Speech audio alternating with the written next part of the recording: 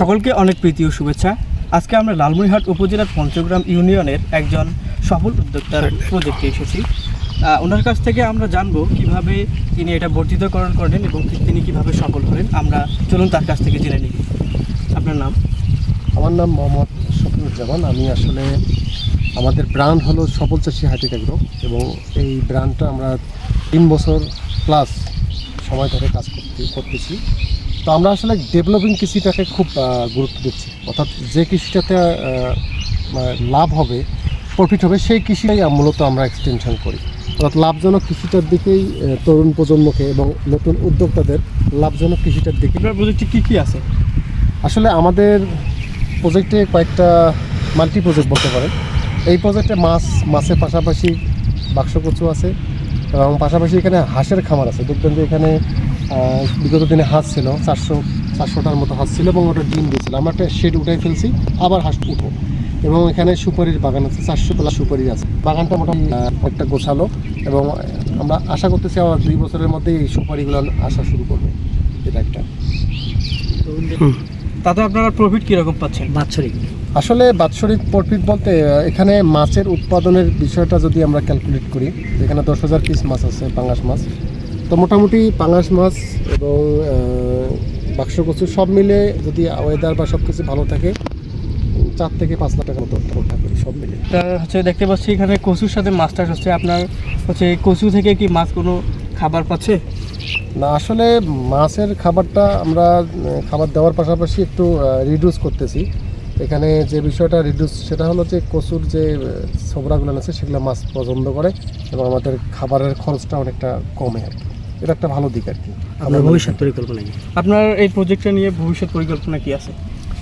আসলে ভবিষ্যৎ পরিকল্পনা বলতে এই প্রজেক্টটা মূলত আমাদের যে ব্র্যান্ড আছে, আমাদের যে কৃষি সফল চাষী হাইটেক এগ্রো, এটার আমরা কাজ করি দীর্ঘ 7 থেকে 8 বছর। কিন্তু আমরা সাকসেসমূলক প্রাধান্য দিই এবং আমাদের পরবর্তী যে একটা পরিকল্পনা, আমাদের যে সাকসেস কৃষিটা সারা বাংলাদেশে ছড়িয়ে দিতে চাই এবং সমস্ত যারা কৃষি উদ্যোগ বা কৃষি সুন্দর করে করতে চায় তাদের জন্য একটা সুন্দর সুফল কিছু হোক, এটাই আমার প্রত্যাশা। নতুন চাচ্ছে তাদেরকে আপনি কী পরামর্শ দেবেন?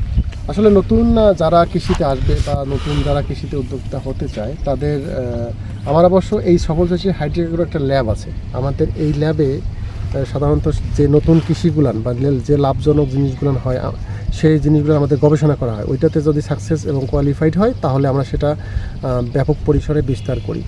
তো নতুনদের উদ্দেশ্যে এই কথাটাই বলবো যে আগে হিসাব করতে হবে, কোনটাতে লাভ হয় আগে ক্যালকুলেট করতে হবে, আমি কোন প্রজেক্টটা করবো, তারপর হিসাব করে যে কোনো প্রজেক্টে অংশগ্রহণ করা উচিত। এবং আমি মনে করি হিসাব ছাড়া কোনো প্রজেক্টই করা উচিত না। তাদের জন্য আমার এই দরজা খোলা আছে। সবাই যদি চায় যে একটা বিষয় প্রজেক্ট করবে, যে কৃষি যে কোনো প্রজেক্ট হতে পারে, সেটা তাদেরকে এস্টিমেট দেওয়া হবে এবং ব্যাপক সর্বাত্মক সহযোগিতা করা হবে। তাদের নতুনরা কি লাভবান হওয়ার সম্ভাবনা আছে? কীভাবে লাভবান হওয়ার সম্ভাবনা আছে কি? আসলে পরিকল্পনা মাফিক যদি কাজ করে, পরিকল্পনা এবং প্ল্যান অনুযায়ী যদি কাজ করে, আসলে সে অনেক লাভবান হতে পারবে। তো অবশ্যই আমি পরামর্শ পরিকল্পনা মাফিকই দেব। কৃষি বিষয়ে যে কোনো পরামর্শ এবং যদি সফলভাবে যদি সে পরিশ্রম দিতে পারে, শ্রম সময় সুন্দর করতে পারে, সে ভালো করতে পারবে, এটা আমি প্রত্যাশা করি। সকলকে অনেক ধন্যবাদ এবং ধন্যবাদ সফল চাষী হাইটেক এগ্রোকে সুন্দর পরামর্শ নতুন যারা উদ্যোক্তা হবে তাদেরকে দেওয়ার জন্য। দেখা হবে পরবর্তী কোনো ভিডিওতে। ততক্ষণ পর্যন্ত আপনারা ভালো থাকুন, সুস্থ থাকুন। আল্লাহ হাফেজ।